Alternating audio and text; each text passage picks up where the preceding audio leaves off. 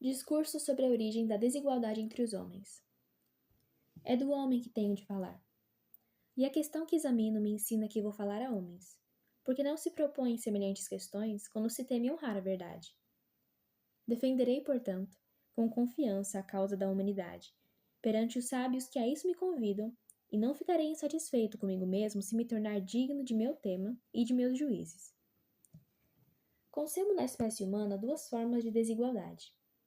Uma, que chamo de natural ou física, porque é estabelecida pela natureza e consiste na diferença das idades, da saúde, das forças do corpo e das qualidades do espírito ou da alma. A outra, que pode ser chamada de desigualdade moral ou política, porque depende de uma espécie de convenção e que é estabelecida, ou pelo menos autorizada, pelo consentimento dos homens. Esta consiste nos diferentes privilégios de que gozam alguns em prejuízo dos outros, como ser mais ricos, mais honrados, mais poderosos do que os outros, ou mesmo fazer-se obedecer por eles. Não se pode perguntar qual é a fonte da desigualdade natural, porque a resposta se encontraria enunciada na simples definição da palavra. Ainda menos se pode procurar se haveria alguma ligação essencial entre as duas desigualdades, pois isso equivaleria a perguntar, por outras palavras, se aqueles que mandam valem necessariamente mais do que aqueles que obedecem, e se a força do corpo e do espírito, a sabedoria ou a virtude, se encontram sempre nos mesmos indivíduos em proporção do poder ou da riqueza. Questão talvez boa para ser discutida entre escravos conhecedores de seus patrões, mas que não convém a homens dotados de razão e livres, que buscam a verdade. De que se trata, pois, precisamente neste discurso?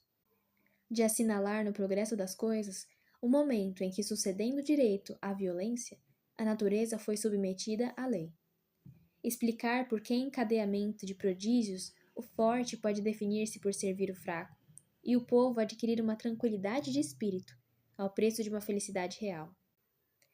Os filósofos que examinaram os fundamentos da sociedade sentiram a necessidade de remontar até o estado natural, mas nenhum deles chegou a isso. Uns não vacilaram em supor no homem, nesse estado, a noção do justo e do injusto, sem se inquietar em mostrar que ele deve ter tido essa noção, nem mesmo que ela lhe foi útil. Outros falaram do direito natural que cada um tem de conservar o que lhe pertence, sem explicar o que entendiam por pertencer. Outros, conferindo primeiro ao mais forte a autoridade sobre o mais fraco, fizeram logo surgir o governo, sem pensar no tempo que devia ter se escoado antes que o sentido das palavras autoridade e governo pudesse existir entre os homens. Enfim, todos, falando sem cessar de necessidade, de avidez, de opressão, de desejos e de orgulho, transportaram ao estado natural ideias tomadas na sociedade. Falavam do homem selvagem e pintavam o homem civilizado. Não ocorreu mesmo ao espírito da maioria dos nossos duvidar que o estado natural tivesse existido, quando é evidente, pela leitura dos livros sagrados, que o primeiro homem, tendo recebido imediatamente de Deus luzes e preceitos, não estava em absoluto ele mesmo nesse estado, e que, acrescentando aos escritos de Moisés a fé que lhes deve todo filósofo cristão, é preciso negar que, mesmo antes do dilúvio, os homens jamais se tenham encontrado no puro estado natural, a menos que não tenham caído novamente nele por algum acontecimento extraordinário. Paradoxo muito embaraçoso para ser defendido e absolutamente impossível de ser provado. Comecemos, pois, por afastar todos os fatos, pois não têm relação com a questão. Não é necessário levar em conta as pesquisas em que se pode atingir esse assunto através das verdades históricas, mas somente através dos raciocínios hipotéticos e condicionais, mais apropriados para esclarecer a natureza das coisas do que para mostrar sua verdadeira origem, e semelhantes aos que todos os dias fazem nossos físicos a respeito da formação do mundo.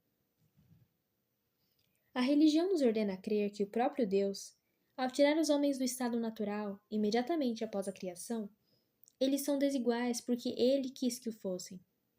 Mas a religião não nos proíbe de formular conjecturas, extraídas unicamente da natureza do homem e dos seres que o rodeiam, sobre o que poderia ter se tornado o gênero humano se tivesse ficado abandonado a si mesmo. Aí está o que me perguntam e o que me proponho a examinar nesse discurso.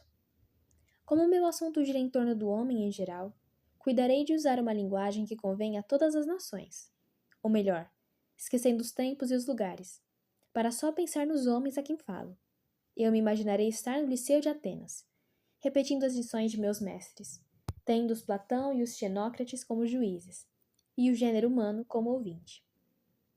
Ó homem, de qualquer região que sejais, quaisquer que sejam tuas opiniões, escuta. Aqui está tua história, tal como acreditei lê-la, não nos livros de teus semelhantes, que são mentirosos, mas na natureza que não mente nunca. Tudo que dela vier será verdadeiro. De falso só haverá o que eu tiver introduzido da minha conta, sem o querer. Os tempos de que vou falar são bem remotos. Como mudaste daquilo que eras. É, por assim dizer, a vida de tua espécie que vou descrever, segundo as qualidades que recebeste, que tua educação e teus hábitos puderam depravar, mas que não puderam destruir.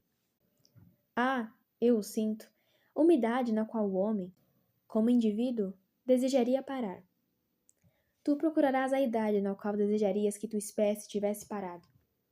Descontente com teu estado atual por razões que anunciam a tua posteridade infeliz, maiores descontentamentos ainda, talvez quisesses retrogradar, e esse sentimento deve constituir o elogio de teus primeiros ancestrais, a crítica de teus contemporâneos e o espanto daqueles que tiverem a infelicidade de viver depois de ti.